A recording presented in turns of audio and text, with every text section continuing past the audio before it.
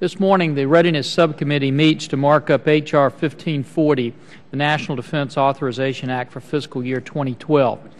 I'd like to thank the ranking member, Ms. Bordello from Guam, for her help in preparing this mark, and I want to express my appreciation, as we've done in the pre-mark, to the Readiness Subcommittee staff for all their hard work. They've done tremendous work in preparing this mark and working with all the members. And I thank everybody for working in such a bipartisan fashion to present the mark that's laid before you. Laid before each of you are the bill and directive report language related to areas of this subcommittee's jurisdiction within Titles 2, 3, 10, 11, 14, 21 through 29, and 34. Over the last several months, the subcommittee has held a number of hearings and briefings in an attempt to answer one simple question: are we ready? Through these engagements with both independent experts and Department of Defense officials, the subcommittee is optimistic that our military remains the most capable in the world. However, the subcommittee continues to have concerns about the overall readiness of our forces. Ranking Member Bordello and I are proud to lead the subcommittee in putting forth a mark that will significantly improve the readiness posture of our armed forces. The proposed language for H.R. 1540 ensures that U.S. troops are properly trained and their equipment is properly maintained so they can succeed in their missions, and it ensures they have the facilities and services they deserve when they return home. It also makes needed adjustments to civilian personnel policy and service contracting and encourages energy security that offer the best return on investment to the taxpayer. Specifically, this mark authorizes $275.8 billion for operation and maintenance for both the base and overseas contingency operations, or OCO, budgets. This represents a $6.2 billion decrease from fiscal year 2011 levels, largely as a result of the drawdown in Iraq and a reduction in the BRAC account. While this mark fully supports the President's request for increased funding for active duty and reserve component training and the continued reset of equipment damaged or worn out during 10 years of continuous combat operations, it also includes funding above the levels contained in the budget request in areas where the services have identified shortfalls. Some areas where the subcommittee sought to reduce budgetary risk to readiness include funding increases for Navy ship and aircraft depot maintenance, facility sustainment and modernization, base operations, Guard and Reserve flight training, and aviation logistics. By realigning unspent and underutilized funds to meet these strategic goals, the mark ensures that the military remains ready to meet any challenge while spending taxpayer dollars entrusted to Congress wisely. The mark also takes steps to address critical national security issues, including the promotion of energy efficiency and alternative energy solutions that help to reduce our dependency on foreign oil by authorizing $130 million for operational energy conservation and renewable installations energy projects that offer the greatest financial and energy security impacts as well as the best return on investment. The bill also codifies the requirements for discharge of waste by U.S. military vessels at sea to ensure the minimum impact on the environment and avert $2 billion in expenses for fleet modifications. The mark also takes several steps to restore our forces' material readiness by providing $4.5 billion for Army and Marine Corps equipment, reset, and depot maintenance, $7.7 billion for Air Force weapon system sustainment, and an increase of $466.7 million to fully fund Navy ship and aircraft depot maintenance. The bill also addresses the $22.9 billion department-wide challenge of corrosion by including new reporting requirements and a sustained focus on mitigation to preserve vital equipment. To increase the readiness of our depots, the mark includes several of the recommendations included in the study on the future capability of the Department of Defense maintenance depots directed by Section 322 of the Duncan Hunter National Defense Authorization Act for fiscal year 2009. These include a clarification of the definition of depot maintenance, a revision of the core logistics capability determination process, and an inclusion of all military industrial facilities in the designation of centers of industrial and technical excellence. Complementing these efforts to improve material readiness, the mark includes $23.03 billion for expanded training for active duty and reserve forces as 12 times increase and the drawdown in Iraq comes to a close. Specifically included is an increase of $1 billion over fiscal year 2011 levels in support of the Army's goal to return to full-spectrum operations training, and $96.6 million above this year's budget request to restore critical flight training hours for the Guard and Reserve. In recognition of the vital role our installations play in the readiness of our force, the Mark authorizes $14.7 billion for military construction, base realignment and closure, and family housing.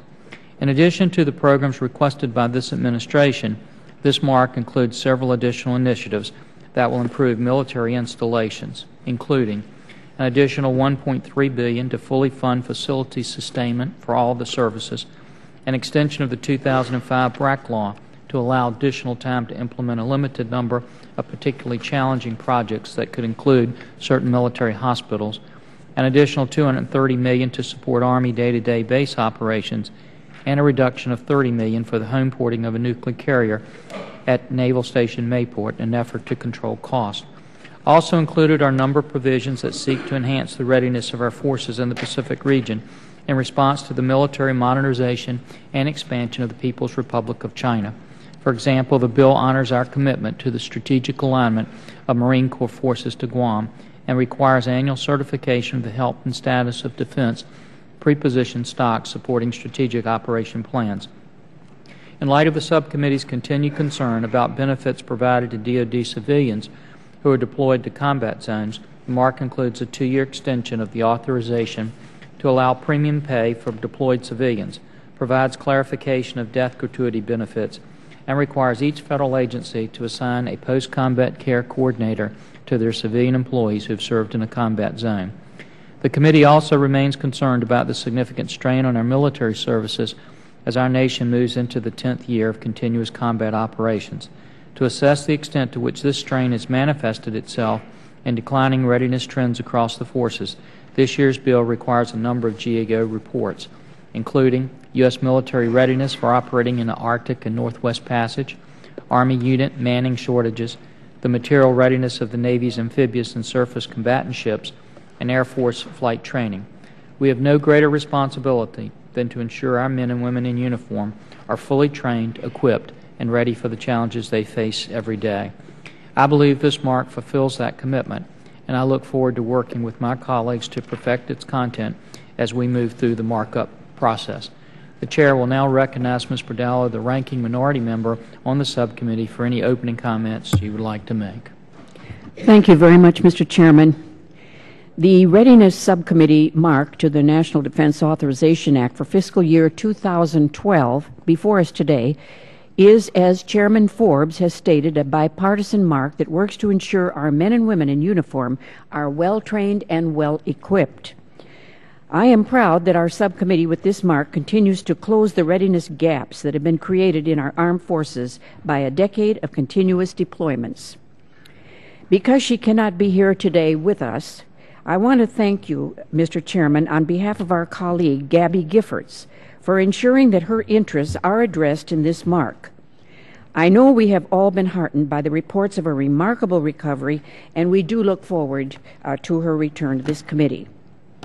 This mark would authorize $23 billion for the training of all active duty and reserve forces to increase readiness as troops experience longer periods at home following the Iraq drawdown, including $1 billion to support the Army's planned return to full-spectrum training now that it has fewer units committed to Iraq for combat operations. It also proposes to authorize additional funding for Navy ship and aircraft depot-level maintenance and for the upkeep of Department of Defense facilities. We fully fund the President's budget request for the reset of Army and Marine Corps equipment and for the sustainment of Air Force weapons systems. On the policy side, we have taken steps to strengthen the statutory framework under which our depots, arsenals, and ammunition plants operate by aligning the definition of depot maintenance with Corps, refining the Corps determination process, and bringing the arsenals and ammunition plants under the authority for Centers of Industrial and Technical Excellence. With $130 million in funding authorized for energy-related programs, I am pleased that the mark includes a number of initiatives that focus on reducing operational and installation energy consumption while improving military capabilities. Our military readiness and security depend on a clear and supportable operational and installation energy strategy, which is why the Mark includes a process by which the Department of Defense, the Department of Homeland Security, and the Federal Aviation Administration are required to develop procedures to ensure that national security factors are taken into account when proposed structures should affect navigable airspace. I also support the provision that would establish a core curriculum and certification standards for the Department of Defense energy managers so that they receive the training and education needed to perform their important responsibilities. I am pleased that this Mark supports environmental leadership while putting defense capabilities and missions first. These are important provisions for near-term as well as long-term national security. I would like to mention specifically measures that drive progress on environmental remediation, including promising new technology that could accelerate unexploded ordnance cleanup and save money.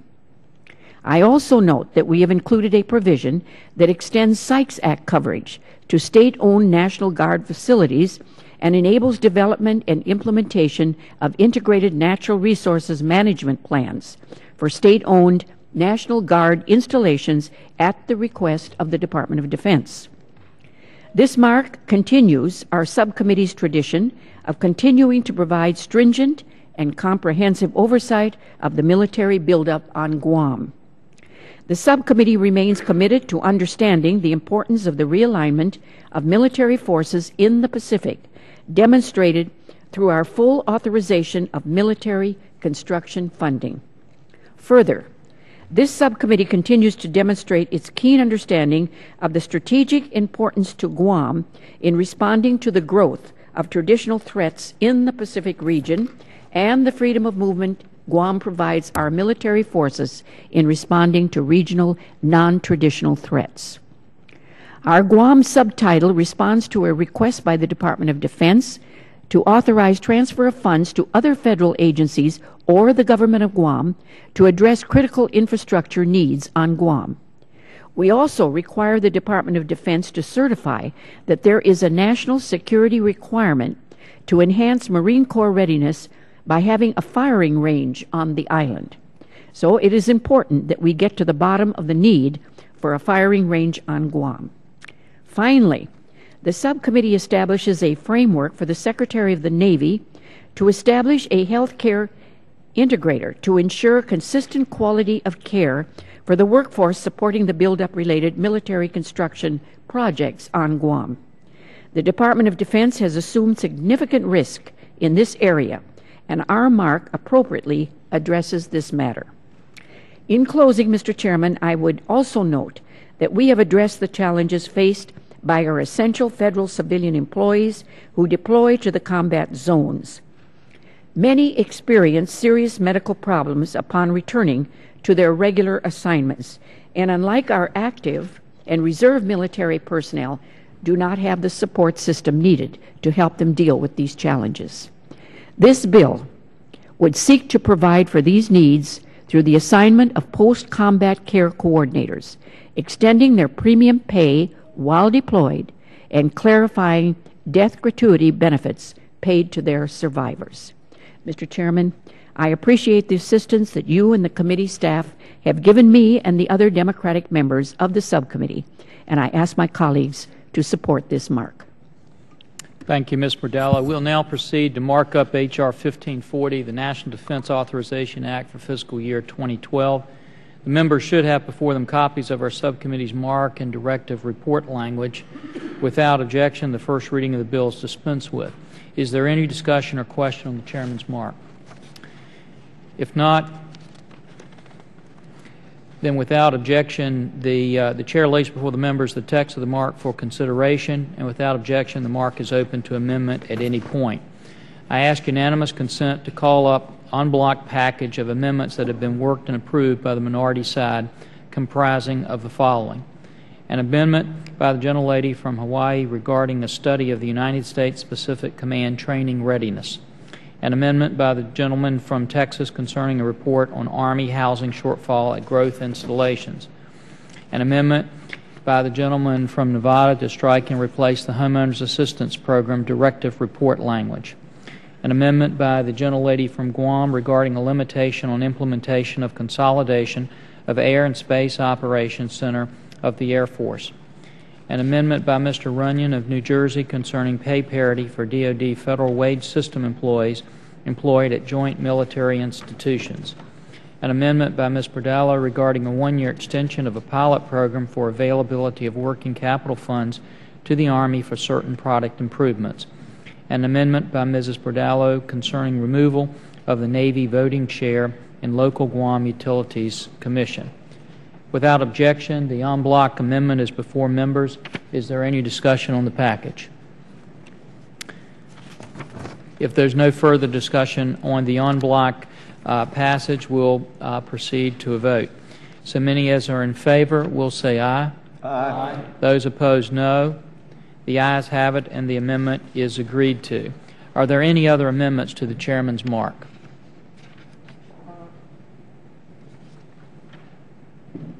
Yes, Mr. Chairman, I have an amendment at the desk.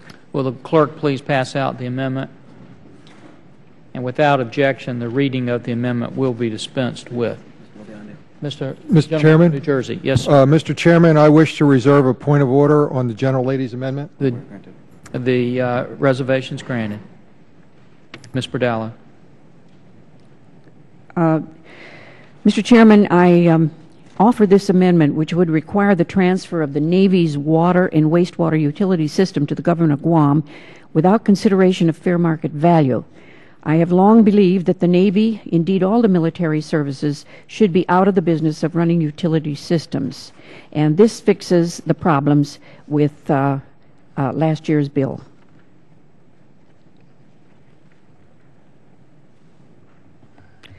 Because there is a point of order, Mr. Chairman, I withdraw my amendment. Gentlelady withdraws her amendment. Are there any additional amendments? If not, the question... I'm sorry. Okay. The question now occurs on the adoption of the mark as amended. So many as are in favor will say aye. Aye. Those opposed, no. The ayes have it, and the mark is adopted. I have a comment to make on one of the indents. The gentlelady from Guam is recognized. Mr. Chairman, thank you for allowing me the opportunity to offer this amendment on behalf of our colleague, Congresswoman Gabrielle Giffords. While Congressman Giffords' desk in Armed Services Committee sits empty during her recovery from a wound suffered in the tragic January 8th shooting in Tucson, Arizona, her presence in the work of the committee is constant. Every day we're reminded of her advocacy on behalf of her district's military installations and all of America's brave and dedicated service members, and we're inspired by the example of hard work, bipartisanship, and commitment to ensuring our national security that she set every day in her service here. During her recovery, I have joined with my Armed Services Committee colleagues to ensure that Congresswoman Giffords' priorities and constituents remain represented in the work of our committee.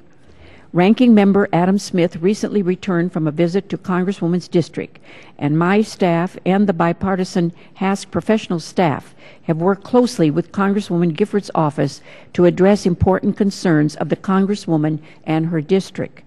As my colleagues know, on January 6, 2011, Secretary Gates proposed a $154 billion package of the Department of Defense efficiencies, a portion of which seeks to fund savings through consolidations of the U.S. Air Force and Space Operations Centers. We applaud the Secretary's willingness to seek cost savings. However, we believe it is critical that proposed efficiency actions be pursued with transparency to ensure cost savings are real and combat readiness is not compromised. Therefore, Mr. Chairman, we thank the Chairman for his support for my amendment offered on behalf of Congressman Giffords to require the Air Force to provide fiscal data and detailed doctrinal operation reports for review prior to any consolidation of air and space operations centers. And I do ask my colleagues for their support, and I thank you, Mr. Chairman, for including it. Thank you, Ms. Bordallo. The Chair now recognizes the gentleman from Alabama, Mr. Rogers, for the purpose of a motion. Mr. Chairman, I move that the subcommittee report the mark as amended favorably to the full committee. The question is on the motion of the gentleman from Alabama, Mr. Rogers. So many as are in favor will say aye. Aye. Those opposed, no. A quorum being present, the ayes have it, and the mark is adopted. And without objection, a motion to reconsider is laid upon the table. Without objection, members have 5 legislative days within which to submit written statements into the record. So ordered. I also ask unanimous consent that staff be authorized to make necessary conforming technical and clerical changes and to remove from the mark provisions that would cause the mark to refer to other committees or would result in additional direct spending or would result in an earmark. Without objection, that's so ordered. There being no further legislative business before the subcommittee, this subcommittee is adjourned. Thank you all very much.